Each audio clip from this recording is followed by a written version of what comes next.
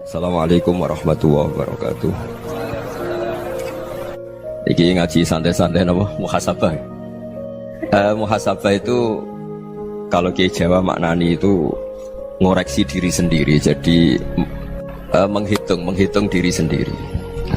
Ini pas bidang yang saya tekuni tadi karena Habib Ahmad yang minta kemarin sama ibu saya dari Indonesian Power itu. Ibu Lia, saya turutin sekaligus saya sambil belajar terus tentang muhasabah. Dalam konteks Indonesia, muhasabah itu sudah jadi perilaku ya. Karena dulu orang tua saya, guru-guru saya kalau ngandani itu, bayangkan kalau kamu jadi dia. Jadi misalnya kita mentang-mentang atasan, otoriter sama bawahan. Bayangkan kalau kamu jadi yang bawahan itu kayak apa? Laukun tamakanah, kalau orang Arab bilang, bayangkan kalau kamu di posisi dia. Makanya guyonannya orang-orang Indonesia itu kan orang ngaramkan judi gitu, bareng dikasih tahu. Tapi yang menang anak jenengan, alhamdulillah. Ternyata ngaramkan itu karena ada anaknya. Kalau anaknya yang menang ya seneng. Meskipun itu guyonan, tapi saya punya padanan itu dalam kitab hikam. Nabi Ibrahim itu Khalilur Rahman, tentu bencinya minta ampun sama yang namanya maksiat. Suatu saat beliau diterbangkan di alam malakut. Itu kalau di hikam saya halaman 15 juga. Saya masih ingat betul. Mungkin kalau Anda beda halaman karena beda cetakan. Setelah diterbangkan di alam malakut, diperlihatkan sama Allah. Ada orang pezina, ada orang syaribul khomri, ada orang mabuk, ada orang macam-macam. Allah tanya sama Nabi Ibrahim, bagaimana pendapat kamu Ibrahim tentang mereka yang maksiat? Kata Nabi Ibrahim, ya Allah, habisi saja mereka. Mereka hidup di bumi engkau, makan rezeki engkau, kemudian mereka tidak taat sama engkau. Singkat cerita di fase itu, saya ulang lagi di fase itu, Allah nurutin sampai sekian peristiwa, mungkin 3 atau 4. Sudah, setelah sekian tahun Nabi Ibrahim lupa peristiwa itu, kemudian beliau diminta menyembelih anaknya. Ini versi kitab hikam. Memang versinya banyak tentang kenapa Nabi Ibrahim disuruh menyembelih anaknya. Ketika mau menyembelih anaknya, Nabi Ibrahim ragu. Huwa samratu fuadi, anak saya ini buah hati saya, kenapa engkau suruh menyembelih?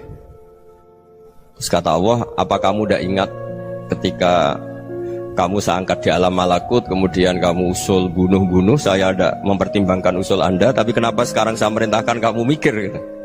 Terus, ya karena ini anak saya ya Allah. Terus kata Allah, rumang samu wong sumpukon mata ini gak gawean kau sing gawe kowe enak wae usul mata ini. Sebenarnya saya yang bikin, kemudian Anda enak aja usul membunuh. Semenjak itu Nabi Ibrahim itu di eranya itu asfaqun nas, orang paling sayang sama manusia. Karena kadang kita keras itu ya kebetulan tuh udah anak kita, ada keluarga kita.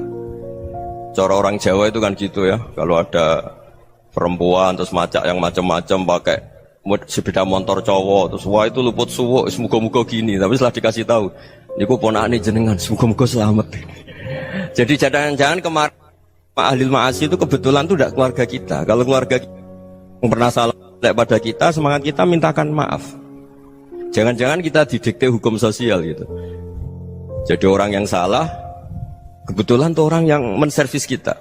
Atau keluarga kita, atau orang dekat kita, jangan-jangan semangat kita mintakan ampun. Tapi kalau sama orang lain, kebetulan musuh kita semangatnya minta itu kena adab.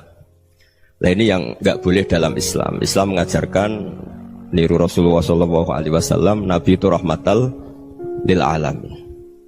Bahkan kemarin saya ngaji virtual sama beberapa habaib, ada Habib Ali Al-Jufri dari Mesir, ada Habib Alwi dari Kuitang, ada Habib Nabil Al-Musawa. Dari sekian habaib itu saya masih ingat diantaranya yang didawuhkan rahmatan lil alamin itu ketika Nabi adzahu qaumuh, disakiti oleh kaumnya, dan itu mereka masih kafir semua. Itu mereka dapat doanya Nabi, Allahumma hdi qaumi fa innahum la ya'lamun. Kayak apa baiknya Nabi, orang yang menyakiti, yang melukai, tapi Nabi masih berdoa, Allahumma hdi qaumi fa innahum la ya'lamun. Sayyidina Umar dapat doanya Nabi itu ya khina kana kafiran, ketika masih kafir didoakan, Allahumma aizzal Islam bi Umar. Itu ketika masih kafir. Itu pelajaran bagi kita bahwa yang sedang tidak cocok pun itu berdapat doa kita. Ya doa supaya kondisi kita baik, hari tambah baik. Karena agama ini Saya berkali-kali bilang limangka nayarjuwa hawal yawmal akhir. Agama ini diperuntukkan bagi yang selalu punya harapan pada Allah Subhanahu wa taala. Saya cerita muhasabah ini tentang hubungan kita dengan Allah. Di Indonesia itu banyak orang fasik, banyak orang nakal. Ya di mana-mana orang nakal itu ya mayoritas, wa aksaruhum fasikun. Tapi berkahnya harapan. Mungkin saya kira nakal sok benda, mungkin saya kira sholat sok ben sholat, mungkin sekarang belum sakhok, belum dermawan, suatu saat dermawan. Barokahnya itu kefasikan ini dianggap sementara, sedang fasik, sedang tidak benar. Karena kiai-kiai kita, para guru-guru kita, para habaib utamanya itu mesti bilang semoga husnul khotimah. Nah barokahnya doa itu semoga husnul khotimah itu menjadikan satu pola sosial. Yang sedang fasik ini masih diharapkan jadi lebih baik, jadi lebih. Sehingga kita tidak ngambil sikap ekstrim, yang ingin menghabisi atau ingin mengadili, tidak. Karena selalu kita punya harapan. Dan agama ini limangka nerjuwo hawal yawmal akhir. Bayangkan itu kalau yang nakal itu anak kamu. Pasti kamu gak ingin kan langsung dapat azab, dapat apa. Padahal kita semua jadi tokoh ini abul kulli, bapak dari semuanya. Sehingga ketika Rasulullah SAW jalan-jalan kemudian melihat perempuan sedang menyalakan api. Kalau apinya mati ditiup, anaknya dijauhkan. Nanti kalau sudah jauh dari api, anaknya digendong lagi. Terus kata Rasulullah, matur ke semua sahabat, Aro'aitum anna hadih tarihatan waladaha alan nar. Apa kamu berpendapat bahwa perempuan ini akan melemparkan anaknya ke neraka? Tidak ya Rasulullah. Tidak akan seorang ibu melemparkan anaknya ke api. Terus kata Rasulullah, Allahu arhamu min hadih biwaladiha. Allah lebih rahman, lebih rahim dibanding orang tua ini kepada anaknya. Ini yang harus kita kenalkan terus, kita kampanyakan terus, supaya orang hubungannya dengan Allah itu nyaman, asik. Sehingga dengan demikian selalu ada harapan bahwa yang sedang nakal ini suatu saat tobat. Kita tidak boleh menghukumi pasti begini, pasti gini, itu tidak wilayah kita. Itu juga yang dicontohkan Rasulullah SAW. Secara lahir Nabi itu nggak berkenan sama Wahsy, karena Wahsy itu salahnya salah fatal karena membunuh ahabban nasi ila Rasulillah, yaitu membunuh Sayyid Hamzah. Jadi ketika Wahsy tobat, Nabi itu terima tobatnya. Dan ketika beliau dengan basariyahnya nggak siap ketemu Wahsy karena harus ingat Sayyid Hamzah, basariyahnya diturutin. Oke, kamu iman saya turutin, tapi jangan sering ketemu saya. Karena kalau ketemu kamu saya masih ingat sama paman saya Sayyid Hamzah. Kita bisa ngelola seperti itu. Kita tidak cocok sama orang, bagaimanapun mereka umat Rasulullah SAW, kita tetap mencintai mereka. Misalnya kalau beda agama, mereka sama-sama orang Indonesia, kita mencintai mereka atas nama warga Indonesia.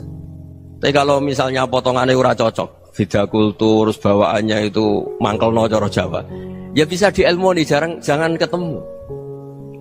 Wong sudah tidak cocok, ingin ketemu nyari solusi. Roh ini tok seneng itu kan ya repot itu. Ya sudah kalau nggak pati cocok ya jangan sering ketemu. Dan itu kita bisa memanage seperti itu tuh bisa. Saya berkali-kali cerita tentang Imam Syafi'i. Kalau dikasih tahu ya Imam Abu Abdillah, panggilannya Imam Syafi'i, tetangga anda ini ternyata banyak yang nggak senang anda. Jawabnya beliau senang. Ya bagus kalau nggak senang saya, ndak utang saya katanya. Jadi gara-gara saman seneng aku ngatur aku ini kan. Dan mungkin saman rasa seneng kan ya enak. Jadi hidup itu dianggap happy. Kalau seneng ya teman silaturahim, kalau nggak seneng ya nggak bakal utang gitu. Baru kayak rasa seneng itu nggak ganggu. Gitu. Jadi dulu itu orang bisa ngelola seneng tidak seneng itu bisa. Karena ada kearifan hubungan dengan Allah Subhanahu wa taala. Hidupnya selesai karena masyghul bi dzikrillah, mereka sibuk dengan Allah. Makanya kata ulama-ulama tasawuf, kamu jangan melihat manusia perilakunya, tapi kamu juga harus ingat yang gerakkan semua itu Allah Subhanahu wa taala. Dengan demikian kita farah, kita senang. Makanya Nabi kalau ngutus Anas bin Malik kemudian nggak kesampaian yang diinginkan karena Anas main. Ketika garwa-garwani Nabi agak tersinggung, Nabi andaikan Allah menghendaki yang saya inginkan kesampaian, pasti itu kesampaian.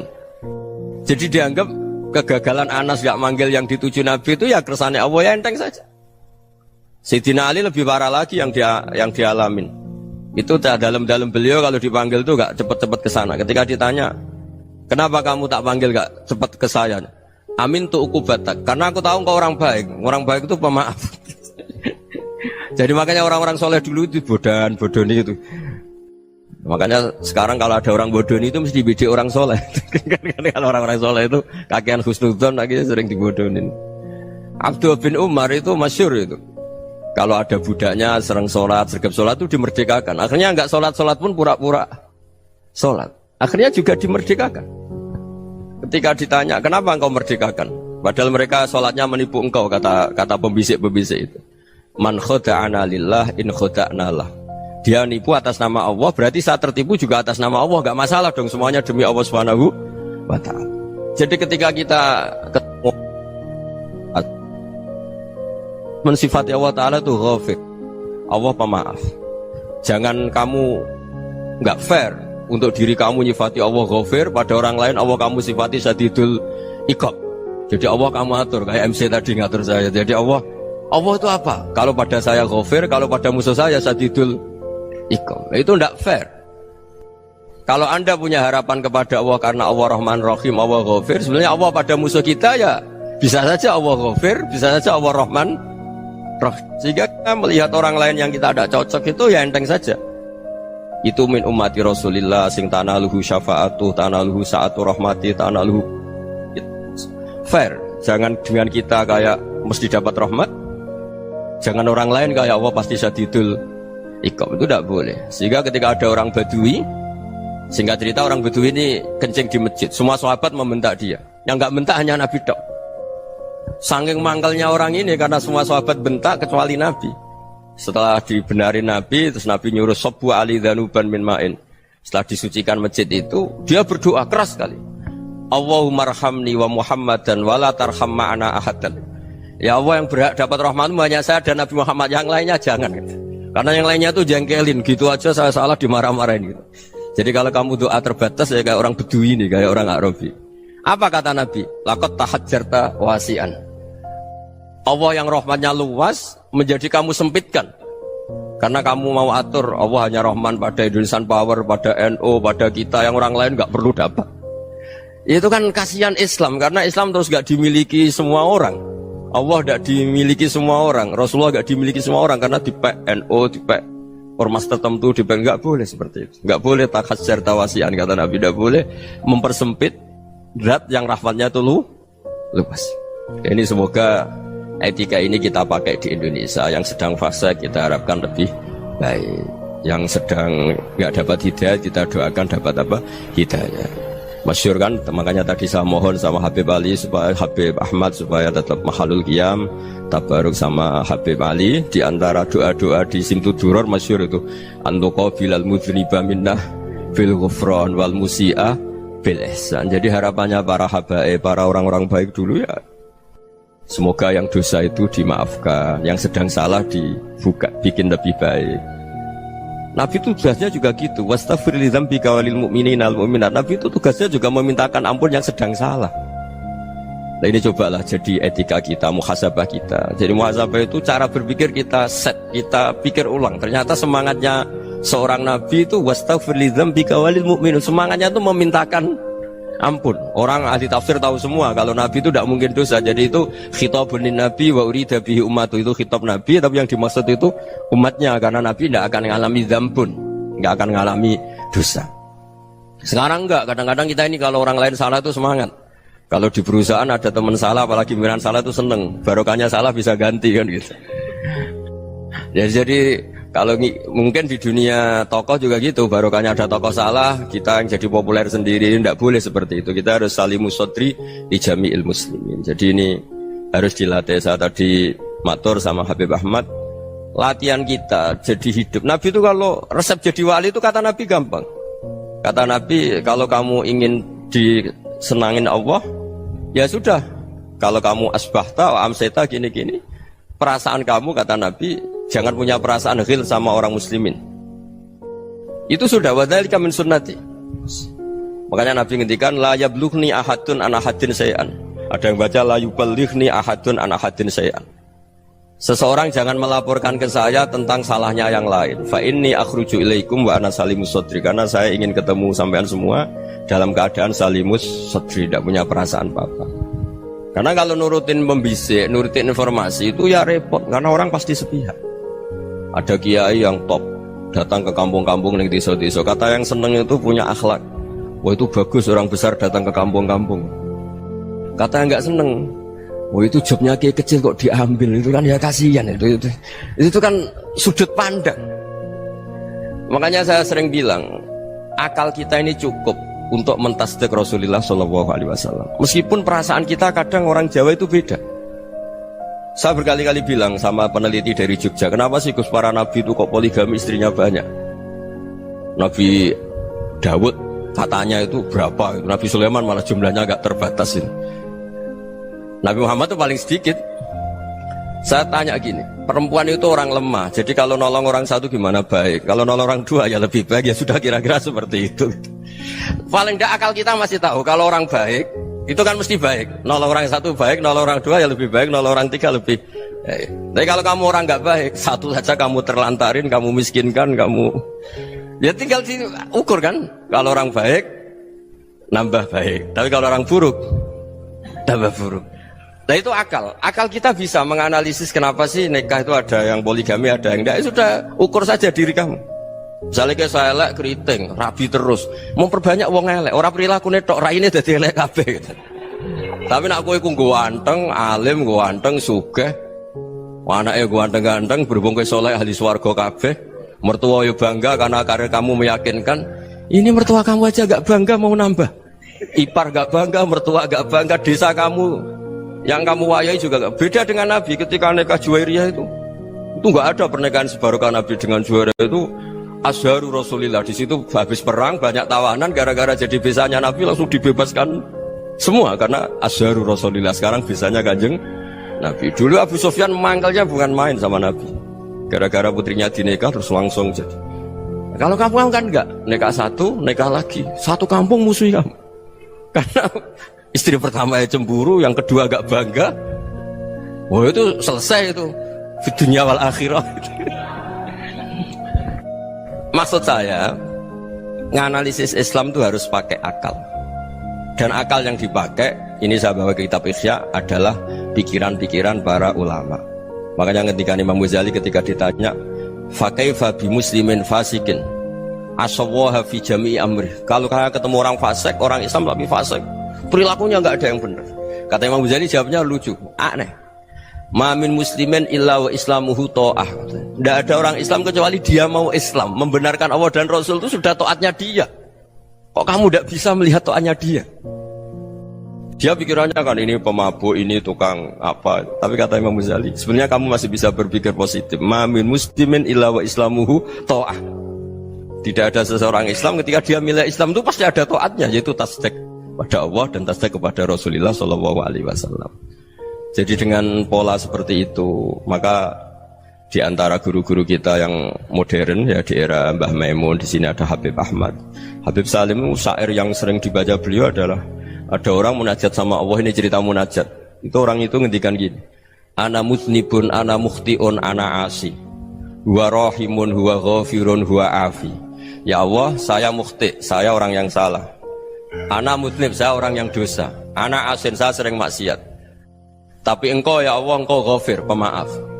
Engkau rahim, maha pengasih. Engkau afin, yang mudah memaafkan. Kata orang ini, ya agak kurang ajar, tapi saking senengnya sama Allah. Qobal tuhunna salasatan bisalasat. Ya gini saja ya Allah, sifat engkau diadu dengan sifat saya. Engkau Tuhan, Gusti, nggak boleh kalah katanya. Terus wasatah liban ausofu ausofi, dan engkau pasti pemenangnya gitu. Jadi ada orang rayu Allah dengan cara seperti itu ya ada ya. Saya ini manusia, salah saya banyak. Engkau ampunannya banyak. Engkau Tuhan, Gusti, nggak boleh ampunan Anda, ampunan engkau kalah dengan salah saya. Nggak boleh Tuhan kok kalah. Jadi untuk supaya orang punya harapan gitu.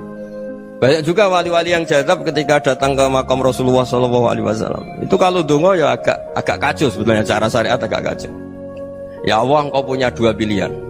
Jika engkau menjadikan saya soleh, surah habibu, yang senang kekasihmu, yaitu Rasulullah SAW. Tapi jika engkau menjadikan saya fasik, surah aduuk, yang senang itu setan. Monggo jenengan mau menyenangkan kekasih jenengan, mau menyenangkan musuh jenengan, monggo. Jenengan bebas kok memilih. Mestinya Allah ya senang menyenangkan kekasihnya. Jadi ya, intinya Allah dipaksa untuk menjadikan dia orang soleh gitu. Jadi kayak kemarin itu Pak Gus siapa yang kesini itu, kuliah ke sini itu sama Habib Ahmad. Saya pertama nggak mau, lama-lama Habib Ahmad. Ini gimana Gus? Orang taunya saya dekat jenengan, kalau nggak kasil saya waduh Beb. Ini kayak doanya wali yang tadi. Nggak punya pilihan, Beb. Nggak ada pilihan ini. Jadi saya mohon muhasabah itu dimulai cara berpikir. Makanya di sini sebetulnya tag ini supaya dapat barokahnya Ihya. Ini kitab yang disenangi para habaib, para ulama. Sebetulnya tag di muhasabah itu redaksinya gini ya, yang lengkap. Hasibu anfusakum qabla an tuhasabu wazinuha qabla an tuzanu wa tahayya'u lil ardil akbar.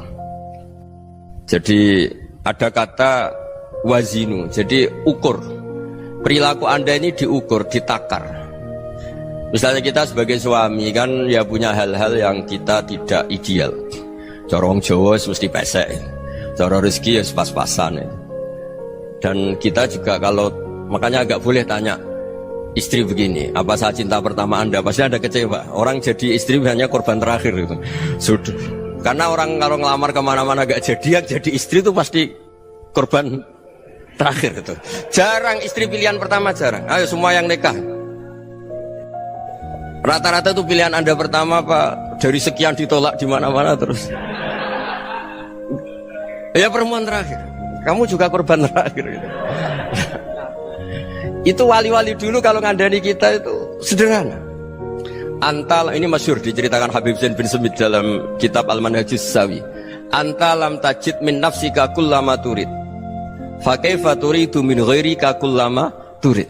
Kamu yang ingin ideal saja, kamu tidak menemukan pada diri kamu untuk menjadi ideal. Kamu kan ingin ganteng, ingin punya uang banyak, ingin perilaku Anda sempurna. Anda saja yang punya keinginan tidak bisa mewujudkan keinginan Anda sendiri.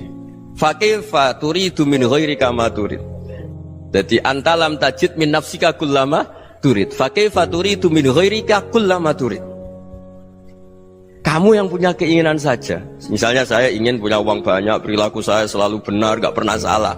Loh, saya yang ingin saja dengan diri saya gak bisa untuk benar terus. Kok kamu berharap orang lain selalu benar? Jadi antalam tajid ya sama. Kalau kamu menuntut istri kamu itu ramah, neriman, apa kamu neriman sama wajah istri Anda gitu? Engkau ya pola neng dindi jajaki sana jajaki sini, kamu sendiri tidak tahu apa. Jadi itu nasihat yang luar biasa. Antalam tajid min nafsika kullama turid, fa kaifa turidu min ghairika kullama turid. Kamu mau menghormati semua orang? Tidak mau kan? Kemudian Anda berharap semua orang menghormati kamu. Kamu tidak ingin kan orang lain semua menghujat kamu. Sementara kamu enak aja menghujat orang lain. Makanya Rasulullah SAW luar biasa ketika bikin kaidah sosial. Apa la yu'minu ahadukum hatta yuhibba li akhihi ma yuhibbu li nafsihi. Jadi kalau ukuran iman itu sederhana. Kalau sesuatu itu baik, nyaman bagi Anda ya bayangkan itu pada teman Anda. Misalnya Anda bangun tidur sudah acak-acakan, gak punya uang, utang jatuh tempo, kan gak ingin ketemu orang. Ya kamu jangan bertamu ke jenis ini, karena dengan kamu yang alami juga gak siap ketemu orang. Makanya ada Habib Alim itu dilapuri sama seseorang. Beb, dulu teman saya itu ketika saya kaya itu sering main ke saya. Setelah saya miskin, mereka tidak main ke saya. Kata Habib itu bagus, sunnaul begitu itu bagus. Coba kalau kamu dulu kaya, teman kamu main kan kamu gaya. Di rumah ada makanan, bisa hormat tamu. Setelah kamu miskin jadi buruh manol di pasar atau buruh bikin boto, teman kamu datang, malu enggak kamu? Mendingan enggak datang gitu. Akhirnya baru, oh ya alhamdulillah kalau gitu. Loh iya kan dulu teman kita datang, kita ada Alphard, istri cantik, rumah bagus. Lah kita miskin, buruhnya orang pas dibentak-bentak, teman kamu udah datang. Milih datang apa enggak kalau setelah kamu jatuh? Enggak kan? Jadi barokahnya ilmu itu terus. Ya, tapi kadang-kadang orang tuh, wah setelah saya miskin teman-teman enggak kasih ke sini. Ya kalau kamu sudah jatuh, teman-teman kamu ke situ jadi tontonan. Ya mulai sekarang cara berpikir itu dirubah. Dulu yang namanya kiai itu kalau diundang orang itu ya agak-agak senang. Semenjak saya itu agak rubah. Mengundang kiai, ngatur kiai itu tak haram-haramkan ya ada lumayan lah sekarang itu sudah mulai agak beretika. Dulu itu ngundang tuh tanggalnya ditentukan, jamnya ditentukan. Enggak mikir apa kiai saat itu nganggur, enggak. Punya wadifah, enggak. Dia milih tanggal yang dia nganggur, enggak mikir pas itu kiainya nganggur apa. Enggak. Ya saya hanya cerita aja, kamu tersinggung ya monggo, boten ya monggo itu kan. Jadi saya mohonlah supaya tadi saya juga matur ke Habib Ahmad. Jadi untuk orang merasa ikut sunnah Rasul itu gampang sekali kata Sayyid Muhammad. Dulu Nabi berpakaian ala daerahnya. Kalau mikot ya pakai mikotu baladi. Karena Nabi orang Madinah dan beliau berdomisili di Madinah ya misalnya mikotnya dari Bir Ali misalnya. Tapi kalau anda orang kawasan Tanim mau umroh ya dari Tanim. Misalnya kawasan Jirona ya dari Jirona. Artinya apa? Kamu ngambil mikot karena Nabi mikot misalnya dari Bir Ali, bukan berarti kamu harus seperti Nabi di Bir Ali, kamu orang Mekah, misalnya kamu orang Tanim, orang ya harus dari mikot itu apa? Baladi. Sama, makanya di fikih-fikih itu kalau tahnik anak, Nabi orang Arab, halawiyatnya kurma ya kurma. Kalau orang Jawa sedegan, semua bodoh-bodoh. Ya bodoh-bodoh manis. Jadi ini tabaruk sama Sayyid Muhammad, ini ada murid beliau Habib Ahmad, saya baca supaya orang itu merasa ikut Nabi itu gampang sekali. Ini saya baca ya di halaman tadi disaksikan Habib Ahmad 433 di kitab apa begini? Manhajus Salaf fi Fahmin Nusus. Itu kata Sayyid Muhammad wa kanat sunnatu Rasulillah annahu yat'amu ma yajiduhu fi ardi wa yalbasu ma yajidu wa yarkabu ma yajidu mimma abahu Allah taala. Faman istamala ma yajiduhu fi ardi fa huwa al-muttabi' lis-sunnah. Kama anau hajjal baita min madinati faman hajjal baita min madinati nafsih fa huwa al-muttabi' lisunnah wa illam takun hadhil madinatu tilka. Jadi intinya misalnya Nabi dulu itu ngasih sedekah kepada fakir miskin ya pakai dinar dirham. Ya kalau orang misalnya sedekah pakai rupiah ya sudah ikut sunnah Nabi. Jangan lu Nabi pakai dinar loh, kamu kok pakai rupiah. Dulu dinarnya Nabi udah ada tulisannya Bank Indonesia, kamu ada tulisannya Bank. Ya tidak ada seperti itu. Ya jadi misalnya Nabi sedekah pakai tamar atau pakai al-aqid, ya kita pakai beras, pakai apa supaya orang tuh bahwa Rasulullah itu milik kafatal linnas, milik semuanya, sehingga merasa ikut sunnah Nabi itu ya semuanya. Makanya dulu Mbah Mun kalau motivasi saya supaya bombong, kalau orang Jawa bilang bombong, wong Jawa mesti ono wong alim. Beliau menyontohkan mas itu Mbah Fadol, Senori, Mbah Ihsan Jambes itu bisa ngarang-ngarang kitab luar biasa, padahal beliau bukan orang Arab. Imam Sibawai itu orang Persia, Imam Ghazali orang Tus itu juga ikut Persia. Kata Imam Mun, wong sing ora Arab lah mesti untuk jatah alim kata beliau. Karena Nabi itu diutus kafatal linnas. Nanti kalau orang yang alim itu Arab tok, berarti tidak ada perwakilan dari Afrika, dari Asia Tenggara, dari mana-mana. Makanya karena Nabi statusnya itu kafatal linnas. Jadi kita harus bangga sebagai Muslim, sebagai orang Indonesia karena misalnya Wali Kutub. Dulu terkenalnya hanya ada di Yaman, di mana. Ternyata pernah ada juga di Indonesia dan seperti Habib Abu Bakar Segaf Gresik. Jadi ya artinya kan tetap orang Indonesia meskipun beliau zuriyah Rasul kan ya sudah orang apa? Orang Indonesia. Zuriyahnya Habib Ali Sentuduror sekarang di Solo. Jadi Indonesia juga dapat alawin banyak dari Sadatin al-Alawin juga banyak. Jadi saya mohon barokahnya ngaji seperti ini. Melihat orang lain tuh gampang, bayangkan tuh kalau anak kamu. Makanya Nabi nanti kalau nggak percaya lihat di Hikam nomor 15 di kitab saya itu. Di situ dijelaskan oleh Hikam, jangan-jangan semangat Anda pada orang yang maksiat, pada orang yang keliru supaya dihukum itu karena kebetulan itu udah anak Anda, itu udah keluarga Anda. Coba kalau itu keluarga Anda. Makanya kalau saya guyonan di Jogja itu ada pembantu mecahkan piring terus dimarahi majikannya, saya mesti guyon gitu, pasti itu pembantunya tidak cantik. Kok bisa Gus? Andai kan cantik dan kamu senang mecahno piring satu, piring 1000 ra iso ngamuk kowe. Ternyata ngamuknya tuh karena mecahkan piring apa karena plus tidak cantik? Coba jawab para lelaki nih. Kamu marah sama orang maksiat tuh karena maksiat karena plus itu udah anak Anda. Bayangkan kalau itu anak Anda. Itu hebatnya Rasulullah SAW. Karena kita yang salah pun kadung umatnya, Nabi tetap ngasih fasilitas syafaati li ahlil kabair min ummati. Kayak apa baiknya Nabi? Udah ikut maksiat tapi ikut fasilitasi ngasih syafaat. Loh kalau li ahlil ibadah kan wajar. Nabi ketika ini syafaati li ahlil kabair min ummati. Ya karena tadi logika yang dibangun Rasulullah itu logika yang luar biasa. Kita semangat orang lain kena hukuman itu karena kita tidak punya ra'fah, tidak punya rahmah. Coba kalau Rasulullah yang bil mukminina raufur Rahim. Semangatnya itu mendoakan supaya tobat, mendoakan diampuni. Dan itu juga yang diperintahkan oleh Allah Subhanahu wa taala, wastaghfir li dzambika walil mu'minina wal mu'minat. Ya semoga barokahnya ngaji ini, barokahnya Habib Ahmad, barokahnya Maulid Simtud Duror, barokahnya semua kitab Madaih, Tiba Berjanji semuanya, barokahnya Ikhya, barokahnya Said Muhammad, barokahnya guru kita semua, Mbah Maimun, bapak saya. Kita ini ngikuti manhaj, ya, ngikuti apa? Manhaj. Saya sering didhawuhi Mbah Mun, kenapa ihdinas siratal mustaqim bukan siratoka, bukan jalan engkau ya Allah, karena Allah itu nggak bisa kamu tiru. Allah itu tidak tidur, tidak makan, tidak kesel, tidak capek. Yang bisa ditiru itu siratal ladzina an'amta alaihim. Yang bisa ditiru manusia ya niru manusia, karena Allah itu tidak bisa ditiru. Makanya ihdinas siratal mustaqim siratal ladzina. Dan niru siapa? Niru guru-guru kita. Termasuk niru cara pandang. Jadi misalnya ada orang awam di rumah itu hanya delok reng, delok tikus liwat, itu kan kayak nganggur. Kok ora tahajud malah mendelok reng. Melihatnya jangan gitu. Huwa tarokal ma'asiyah. Dia di rumahnya ndak dugem, ndak kemana-mana. Dia berarti malam itu tarkul ma'asi. Tidak nyopet, tidak garong, tidak ke tempat maksiat. Susahnya apa sih husnudzon? Jadi jangan lihat huwa tarkut tahajud, huwa tarokat tahajud, wa taroka qiyamal lail. Oke ya, namanya orang begitu ya tidak tahajud, tidak qiyamul lail.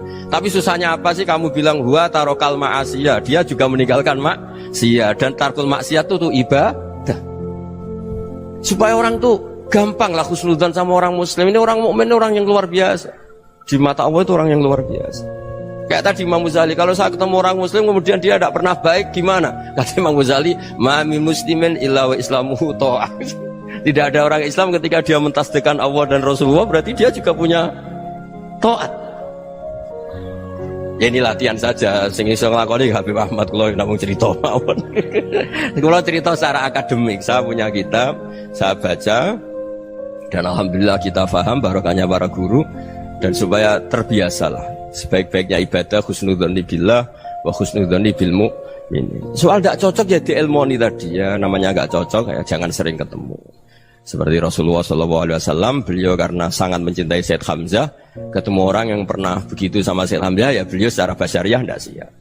Tapi beliau secara cara bahasa sekarang, secara profesional, kalau beliau seorang nabi dan harus menerima tobatnya siapapun ya diterima. Saya meskipun dengan A, B gak cocok karena dia begini-begini sama saya, tapi saya ingat dia sholat, dia baca sholawat, dia mencintai Rasulullah, ya kita hormat. Ya soal gak cocok ya di manage tadi ya, zurhiban tasdid huban. Kalau gak pati cocok ya jangan sering ketemu, bawaannya enak nanti. Ya semuanya itu diilmoni lah. Makanya ngendikane Ma'ruf Al-Qurhi ada yang baca Al-Kharqi, mangqala fil yaumi salasa marrat wa marham umat Muhammad kutiba minal abdal. Karena semangat mencintai siapapun satu hari sering baca marham umat Muhammad wa ma asli umat Muhammad wa ma tajawaz an umati Muhammad, itu mesti kutiba minal abdal. Dia pasti termasuk wali abdal. Maksudnya semangat mencintai ya dilatih lah. Misalnya Indonesia Power atau PLN, andai kan tidak ada PLN tuh kayak apa? Orang nggak bisa ngaji, nggak bisa aktivitas. Ya barokahnya ada PLN, barokahnya jasanya. Kita sadar, tidak semua kebaikan kita ini memenuhi keinginan orang banyak. Gitu. Orang banyak ingin listrik, ingin saluran apa, dan itu kadang yang mewujudkan orang lain atau kelompok lain. Ya karena itu manfaat ke orang lain ya kita doakan. Karena khairunas anfa'uhum linnas. Sehingga kita terbiasalah ngakui orang lain. Seperti semangatnya Rasulullah SAW, semuanya itu didoakan, semuanya diinginkan kebaikannya. Bahkan Nabi gak putus asa sampai di akhirat. Ketika Nabi lain sudah putus asa karena sudah akhirat, sampai dimintai syafaat semuanya bilang nafsi, nafsi. Karena merasa semuanya gak punya nyali di depan Allah, karena ini sudah akhirat, sudah finish. Tapi apa Rasulullah? Analah, ya sudah saya sanggup mensyafaati kalian. Terus kata Nabi, fa'atiyal arsya, saya mendatangi aras, fa'akhirru lahu sajidan, saya sujud, wa ahmaduhu bima hamida allamaniha rabbi. Kemudian saya tetap muji Allah dengan pujian yang terus menerus. Padahal sudah di akhirat, sudah finish. Nabi dimintai syafaat masih sanggup, karena Nabi tahu akhirat tidak bisa mendikte Allah, tidak bisa. Allah terus bilang, ya Allah ini akhirat loh, engkau sudah tidak boleh mensyafaat, tidak bisa. Allah tidak bisa diganggu akhirat, Allah tidak boleh dibatalkan rahmannya oleh akhirat. Allah tetap Rahman Rahim abadal abad. Dan Nabi tahu itu. Makanya kata para ulama, fa Muhammadun ahmadu min ghairihi. Jadi Nabi Muhammad namanya dua yang terkenal. Sebenarnya banyak yang terkenal dua, Muhammad sama Ahmad. Ketika Nabi punya nyali memuji Allah di akhir akhirat atau sudah di akhirat itu fa Muhammadun ahmadu min ghairi. Ketika Nabi lain sudah tidak punya nyali muji Allah karena sudah akhirat, Nabi Muhammad tetap berani muji Allah di saat seperti itu. Makanya ahmadu di situ kata ulama itu af'al tafdil, fa Muhammadun ahmadu min ghairi. Kanjeng Nabi lebih memuji Allah di saat yang Nabi lain sudah tidak punya nyali untuk muji Allah di saat itu. Makanya kata Nabi fa akhiru lahu sajidan wa ahmaduhu bi mahamida 'allamaniha rabbi. Akhirnya setelah lama gitu terus Allah ngendikan ya Muhammad irfa' ra'sak wasal tu'tah wasfa' tusyaffa. Sudah Muhammad, angkat kepala kamu minta apa saya turutin, dan kalau kamu ingin mensyafaati umatmu saya beri hak napa? Syafaat. Nah, semoga semangat itu juga menjadikan kita munajat bahwa rahmat Allah tidak terbatas, harapan juga tidak terbatas. Mungkin yang sedang nakal ya kita katakan sedang, jangan terus kamu pastikan wah ini mesti suul khotimah, mesti tidak orang baik. Ndak, agama ini liman kana yarjuwa wal yaumal akhir, selalu bagi yang punya harapan. Ya, mugi-mugi dapat barokah semua. Mantu dengan kata wassalamualaikum warahmatullahi wabarakatuh.